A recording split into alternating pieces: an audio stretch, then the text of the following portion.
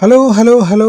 So silviculture యొక్క previous APSC questions అనేవి చూడడం జరుగుతూ ఉంటుంది. ఇప్పుడు what is the main objective of afforestation? Increase the urban green spaces. Urban green spaces పెంచడానికండి కాదండి. ఇంప్రూవ్ సాయిల్ ఫెర్టిలిటీ నిజమే, but restore and expand the forest cover, ఇదండి మెయిన్ ఉద్దేశం. ఓకే, అఫారెస్టేషన్ యొక్క ముఖ్య ఉద్దేశం ఏంటంటే restore and expand the forest cover. Okay, afforestation is a long term solution to desertification. Desertification అంటే ఎడారి లాంటి పరిస్థితి రాకుండా ఉండేందుకు నిలువరించడానికి ఒక సొల్యూషన్ అఫారెస్టేషన్ అనేది. Which type of trees are common planted in afforestation projects? Exotic invasive species కాదు, ఎండేంజర్డ్ అండ్ రేర్ స్పీసీస్ కాదు. అంటే కొన్ని చేస్తారు, but not all of them.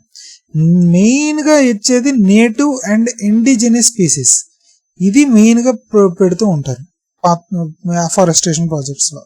Next వచ్చేసరికి forest plant grown from seed that attains a height of around 6 inches and has a few leaves is called as a seedling. Sapling వచ్చేసరికి greater than 1 meter height ఉంటే దాన్ని sapling అంటారు. ఒకవేళ less than 1 meter height లేదా 6 inches height అని అంటే కనుక దాన్ని 1 meter అంటే యాక్చువల్గా 12 inches, ఇది 6 inches వచ్చేసరికి నర్సరీ పరిభాష ఇది. బట్ ఫారెస్ట్ దాంట్లో అయితే కనుక 1 meter కన్నా హైట్ తక్కువ ఉన్నదాన్ని సీడ్లింగ్ అంటారు, 1 meter కన్నా ఎక్కువ ఉన్నదాన్ని సాప్లింగ్ అంటారు. ఓకే, బట్ 6 inch అన్నాడు కాబట్టి 6 inch తక్కువ ఉన్నదాన్ని సీడ్లింగ్ అంటారు, 6 inch కన్నా ఎక్కువ హైట్ ఉన్నదాన్ని సాప్లింగ్ అంటారు. Sowing of seeds in shallow holes made with suitable instruments at definite intervals is called dibbling.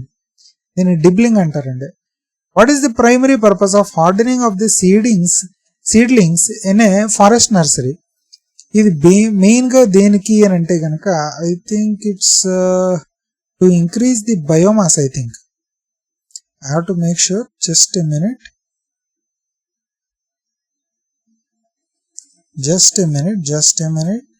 Please నాతో సహకరించండి. Hardening of seedlings,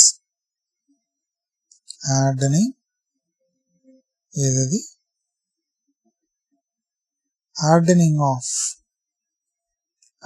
of seedlings లేదా జస్ట్ ఏ మినిట్, నేను ఇప్పుడే మీకు చెప్తాను, సహకరించండి ప్లీజ్.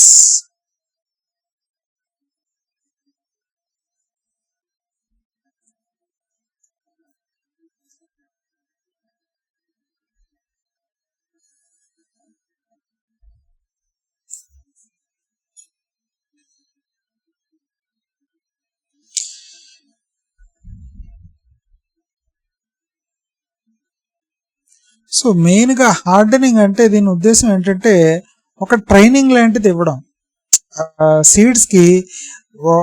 వాటికి వచ్చేసరికి వాటికి మెయిన్గా